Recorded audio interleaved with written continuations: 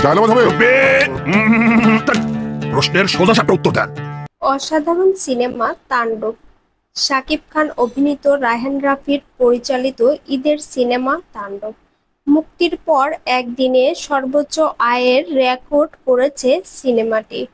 প্রযোজনা সংস্থা তথ্য অনুযায়ী দেশের বিভিন্ন মাল্টিপ্লেক্সে তাণ্ডবের মোট 92টি শো চলেছে। এরই মধ্যে 71টি শো ছিল সম্পূর্ণ হাউসফুল, আর বাকিগুলো ছিল মোটামুটি হাউসফুল, যা তাণ্ডব দেশের জন্য অন্যতম। পরের দিন থেকে তাণ্ডব সিনেমাটি হাউসফুলই চলেছে।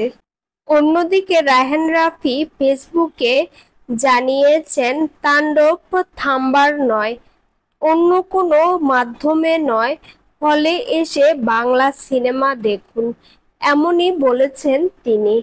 তবে পাইরেসির শিকার হয়েছে তাণ্ডব সিনেমা।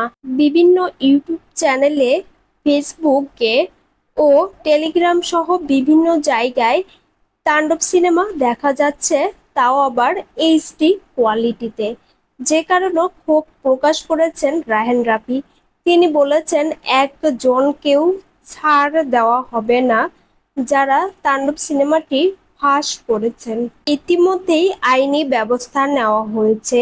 যারা ফাঁস করেছেন তাদের একজনকেও ছাড় দেওয়া হবে না, এবং তিনি আহ্বান জানিয়েছেন হলে এসে যেন সিনেমাটি দেখেন সবাই।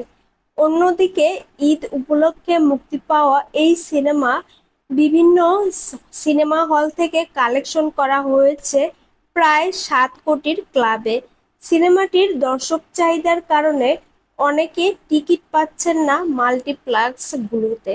সিনেমাটিতে শাকিব খান, সাবিলা নূর, জয়া আহসান, আরেফিন শুভ, সিয়াম আহমেদ সহ গুণী অভিনেতারা অভিনয় করেছেন।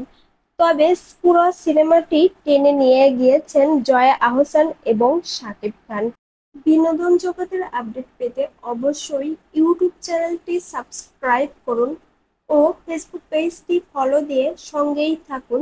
প্রিয় ভিউয়ার্স, ভিডিওটিতে লাইক, কমেন্ট, শেয়ার করতে ভুলবেন না।